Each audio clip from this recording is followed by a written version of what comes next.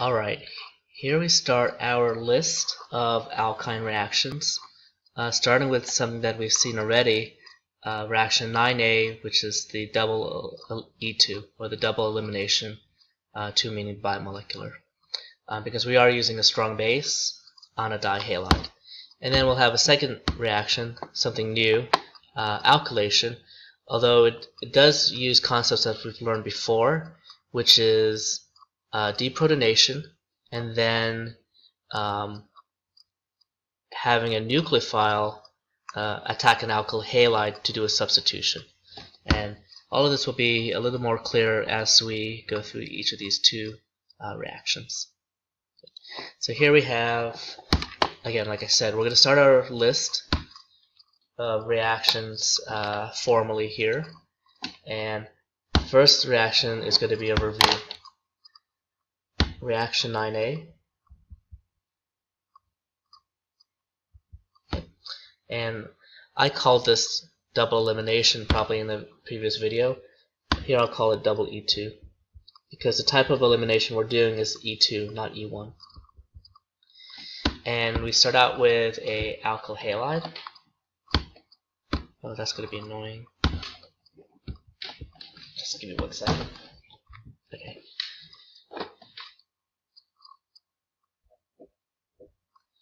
We'll make it internal for now. Internal meaning that if I take a look at the two carbons that have the halide, I'll put dots on them, we can make an internal alkyne. Okay. The base of choice, again, you've heard me say this before, in the alkyne unit, it's going to be sodium amide, NaNH2. And just make sure you have the right number of carbons. 1, 2, 3. The triple bond is between carbon 3 and 4. And then 5th carbon here. Okay, linear. We've gone through the mechanism already. What I want to do is show you an example or a couple of examples, and also go over one more time the reason why we have to use water when we have to make a terminal alkyne instead of an internal. So here's internal.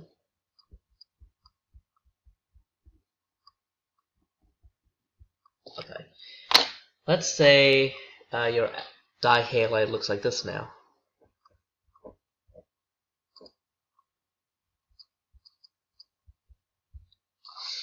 If we use NaNH2, you can imagine that the triple bond now is going to be at the end. Okay, use all the tricks that you know to avoid careless errors, and we have these two dots at the end, and that's where your triple bond will be. But in the first video of Unit 9, we talked about acid-base chemistry, and we saw that the terminal alkyne can be deprotonated by NH2-. We still want to use NH2- to make sure that all the dihalide goes through the double E2, the double elimination. But the fact that you make a alkyne that is still reactive with NH2, you have to protonate at the end. Okay. Even if you have exactly two equivalents of this, because what's going to happen is that first time an alkyne is made, it's going to consume a molecule of NH2- because the acid-base reaction is so fast, and it readily happens. Okay, so it's unavoidable. When you have a terminal alkyne, or you're going to make a terminal alkyne, you are going to have it deprotonated at the end. So that's why in the second step you use water. Now, if that's not abundantly clear, you could always go back to the video, the previous video, which was, what's it, C50? Yeah, 09C50, okay, where we first talk about this double elimination to make the alkyne. Okay. Alright. Our product is this. Again, make sure you have the right number of carbons. Our triple bond starts here, and it's, like I said, it's terminal.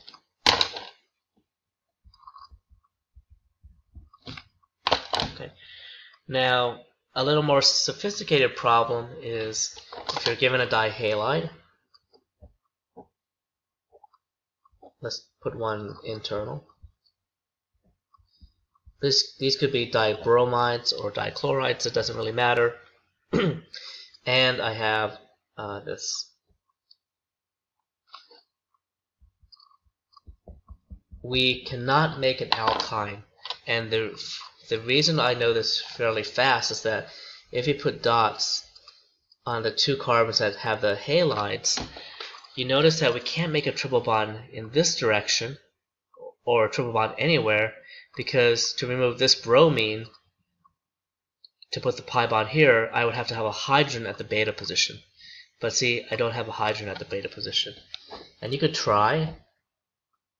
Okay, no water necessary because it's not terminal. But you could try to put a triple bond between the two dots, right?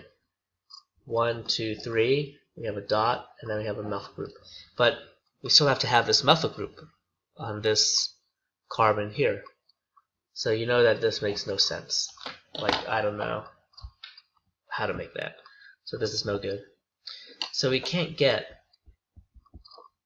alkyne, even though we start out with a dihalide. What could we do? Well, we could do a couple things, right? We can make a double bond to the... Ooh, we can't. Oh yeah, we can. We can make a double bond to the left and a double bond to the right by what? By removing these beta hydrogens. Okay, so you know that a double bond can exist between where the halide was, the alpha carbon, and a beta carbon. Okay, we could do the same thing on the other side. Okay, so that's one possibility. I know it's a little bit tricky because I'm not drawing the full mechanism, but again, it has to deal with beta hydrogen elimination. So this is your alpha. If I want to really remove this bromine here, I need to remove a hydrogen in the beta position. So I could have made the beta here or the beta here. Okay. But for this bromine, the only beta hydrogens I have are the ones on the right. Okay. So if you think about it, there are a couple possibilities. You could have something like this. Okay, so there is a mechanism to get to that by, again, making the double bonds here and here, or, and we could do plus, we have this. Let's make a double bond here, and then we have a carbon, and we have a double bond here. I know it looks a little strange. We called this before, I think we saw something similar where we have two double bonds in a row. This is called an allene. A-L-L-E-N-E. And both of these are possible. This is called a diene because we have two double bonds, E-N-E, representing carbon-carbon double bonds. I'm not going to tell you which one's more stable. Well, I will. The diene is more stable, and you would form this over this, but both of these will form in some type of mixture.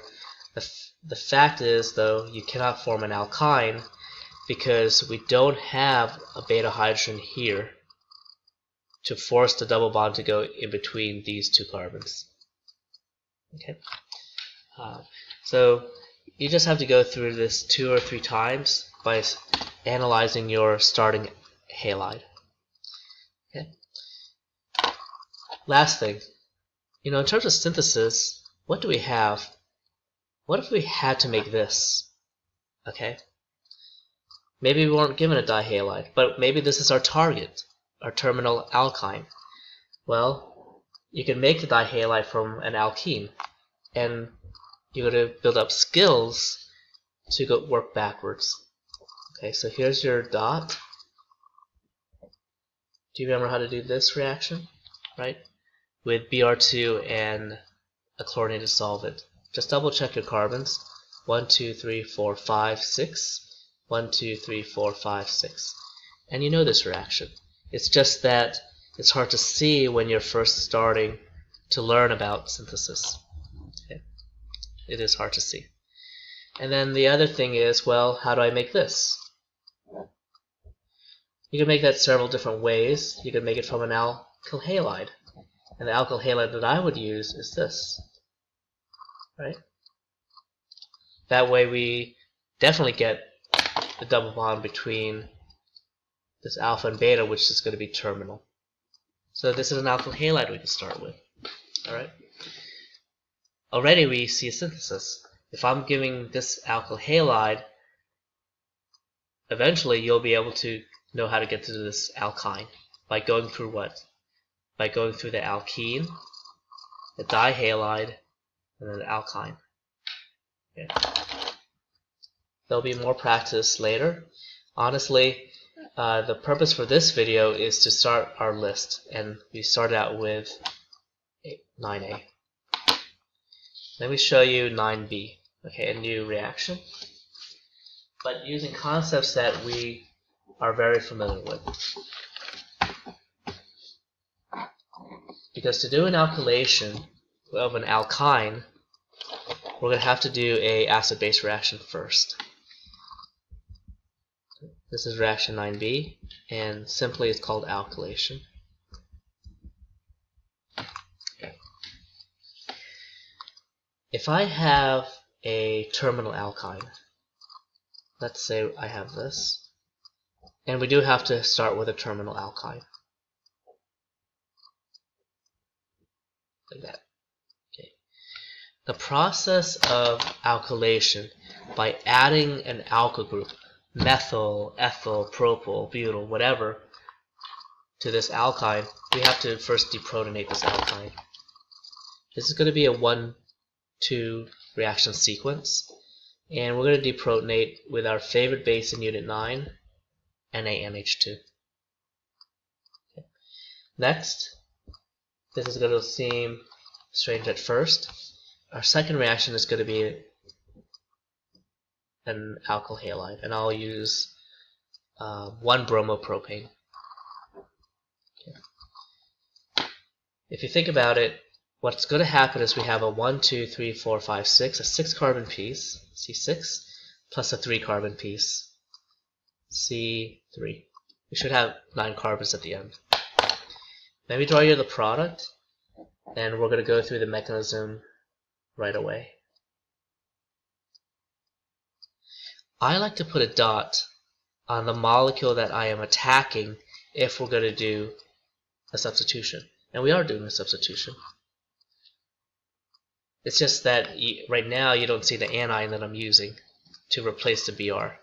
The anion I'm using actually is this alkyne. But again, we'll see the mechanism in just a bit. Here's that dot. That dot is this dot.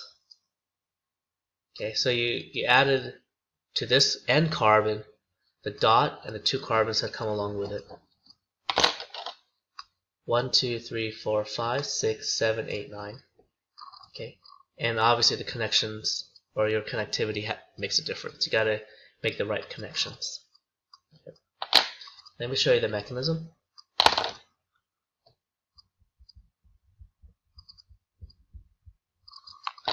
For the mechanism, you have to explicitly draw the hydrogen that you are removing.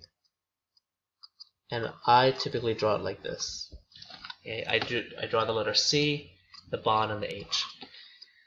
We've seen this already. NH2 minus. Okay, you know this.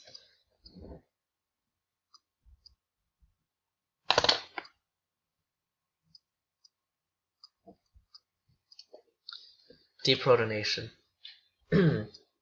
1, 2, 3, 4, 5. You have the triple bond. I do like to draw the letter C. Some people don't.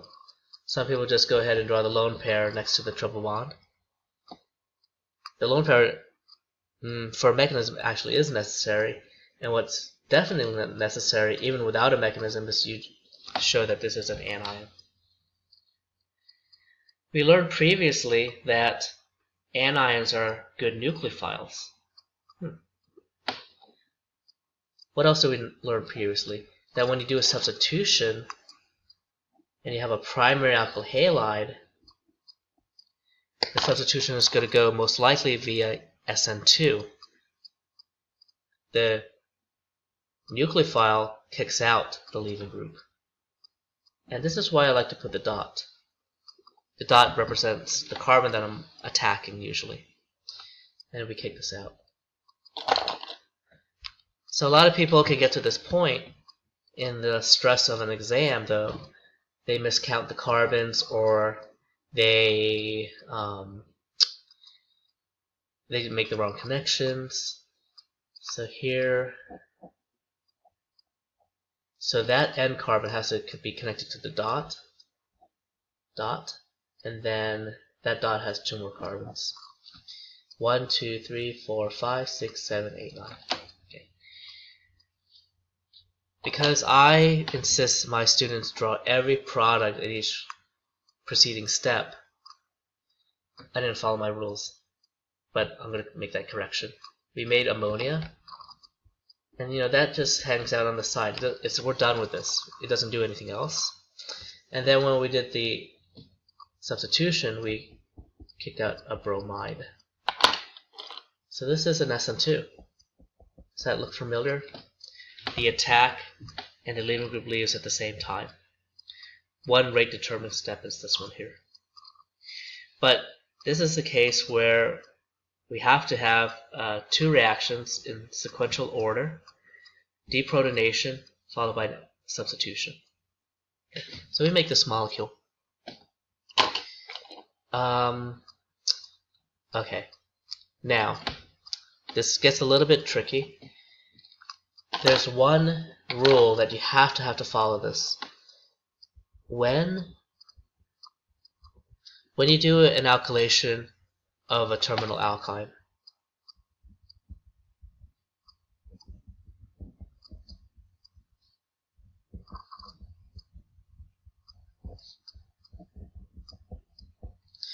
the alkyl halide you use has to be very uncrowded to make sure that it's SN2. It could either be a methyl halide or a primary alkyl halide. When doing alkylation of a terminal alkyne, the alkyl halide has to be either a CH3Br, so that's called a methyl halide. See, it's not even primary. There's no other carbon connected to this. Or a primary alkyl halide. What is the danger if it's a secondary? Let's use our same base. Oh, I can say base. Let's see. I jumped the gun. Let's use the same alkyne anion. Okay. We describe this, if you recall, as an alkyne anion or an alkyl anion. But we have that. And let's use the secondary alkyl halide. When this gets crowded, this is secondary. When this gets crowded, it's now going to favor actually elimination processes because it's too crowded for this to attack. Okay, so if it's not a methyl halide or primary alkyl halide, we're not going to do substitution anymore. We're going to do elimination. So this now acts as a base, not as a nucleophile. So that's a little bit unusual. The molecule has dual personality, and depending on the type of alkyl halide it's around, it could either act like a nucleophile, such as here, or it will act as a base if it's kind of crowded. And secondary is crowded enough that we are not going to be able to attack. We are going to do a elimination. And this is a strong base. It's not one of your oxide bases. Oops, I think my computer's about to die.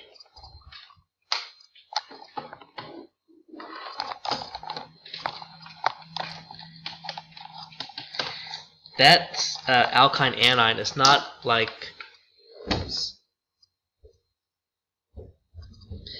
sodium ethoxide or tert-butyl oxide, potassium tert-butoxide, but it's still a very strong base, C-. We know this because the conjugate acid is pretty weak. Okay, it's going to look a little strange because the molecule that you make with the alkyl halide actually you don't see the triple bond, because what is happening is that comes in, this collapses, and that leaves. You see what this looks like? It's an E2 reaction. And really all you get is this. Huh? Yeah, the alkene. Right? And plus your alkyne back, the one that we started with. That's what we started with at the very beginning, right here. So we did nothing. Okay, we weren't able to alkylate because we tried to alkylate with a secondary alkyl halide.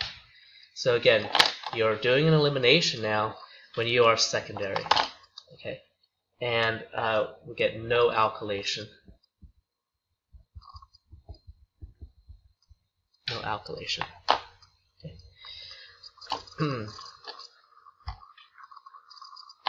What were you trying to get? You were trying to do this, right? You're trying to make, here's your dot, you're trying to make it branched, right? Because you were hoping, or I was hoping, that the attack would be here. So we can't make this red molecule via this method here. Okay. So that brings up an interesting point.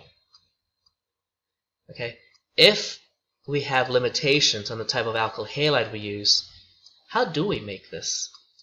Well, do you notice that when you have a triple bond, okay,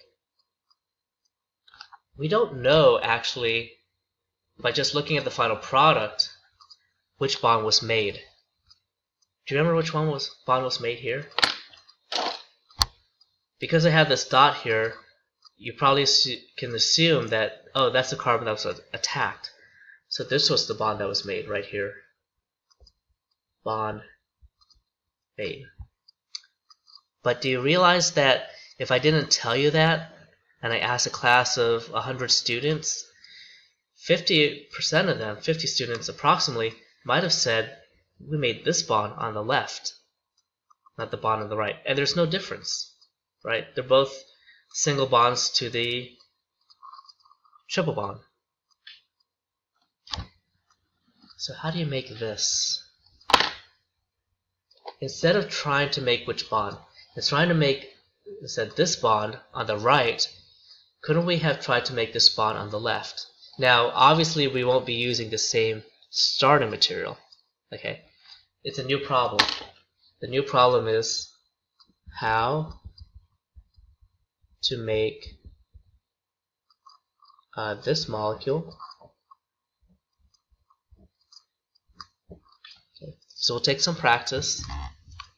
We are getting a little bit more challenging concepts. How to make this molecule from, I have to put a little disclaimer here, because there are many ways to make this molecule, and you'll learn that soon enough. But I want to make it using alkylation. So I'm going to say from an alkyne, alkylation. I've shown you that you cannot make bond right here. We'll call this bond B. Okay? We have to make bond A. Here are your two dots. If I'm making bond A, let me get my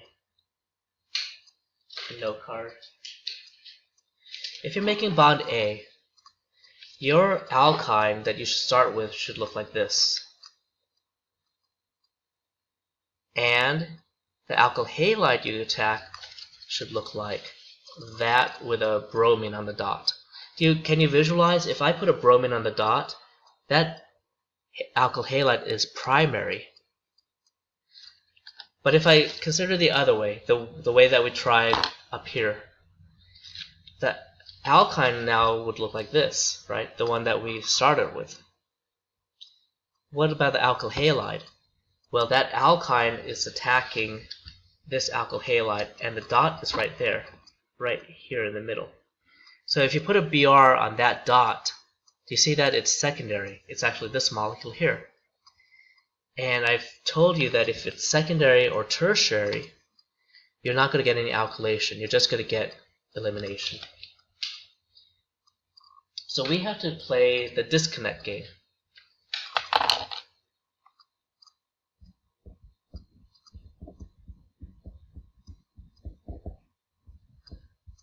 We have to deconstruct this molecule, and I'm going to now aim to make bond A by pretending that I'm going to have an anion that looks like this. Okay, I know we have to draw a negative charge in the lone pair, but not just yet. And it's going to attack an alkyl halide that looks like this. So how many carbons does that alkyl halide have? 1, 2, 3, 4. What about your alkyne? Your alkyne looks like that. So here's the sequence of events. I am going to use this alkyne. Okay. See, it's different. It's different than this here, and it's different than this over here. Okay. I'm going to deprotonate it. NH2. Okay. So now you're going to visualize there's a minus charge here. But what is the alkyl halide I have to attack? I have to attack a primary alkyl halide. I'm making bond A. This is strategy A. Okay. And strategy A has a dot right there being attacked. Put your halide on the dot. Okay? That is your proposal. So go to a classmate and say, don't tell your classmate you're trying to make this. Ask your classmate what is made when I do these two reactions. So your classmate's going to say that that's a base, that's a terminal alkyne, and I have a C minus here. Okay, I'm not going to draw that. I'm not drawing the mechanism right now. And that C minus is to come in and attack this dot. Huh, okay. So let me give us some space. Pretend there's a C minus here, and then it attacks the dot. That dot right there. That dot is connected to 3 other carbons. Isn't that what we were trying to make originally? But we couldn't because we were attacking a secondary alkyl halide. So instead of trying to make this bond on the right, why don't we try to make the bond on the left? And that's a common problem in this unit. You're given a large internal alkyne, and you're asked, can you propose 1 or 2 ways to make that alkyne via alkylation? Now, if we had an alkyne like this, right, we already showed that there's a way to make the alkyne making this bond, the bond on the right with this alkyne. But also, if we had no restrictions and we didn't have to start with this alkyne on the left, I could have started with this alkyne right there and did what? Attack an alkyl halide that has, again, 4 carbons right here. 1, 2, 3, 4. Okay. That's a common problem. And again, it's training you to start doing synthesis. It's giving you target molecules that are fairly large relative to what we've used before, and they're telling you what kind of starting material to use or what kind of strategy to use. Okay, but you have now tools to figure out several ways to do this. Okay. So a little bit of practice and this will be a lot easier. All right. Alright, next video we're going to push forward. We're going to look at reactions, I think 9C and 9D. Okay. Eventually, at the very end of this unit, we'll have a video or two with a review and a bunch of practice problems.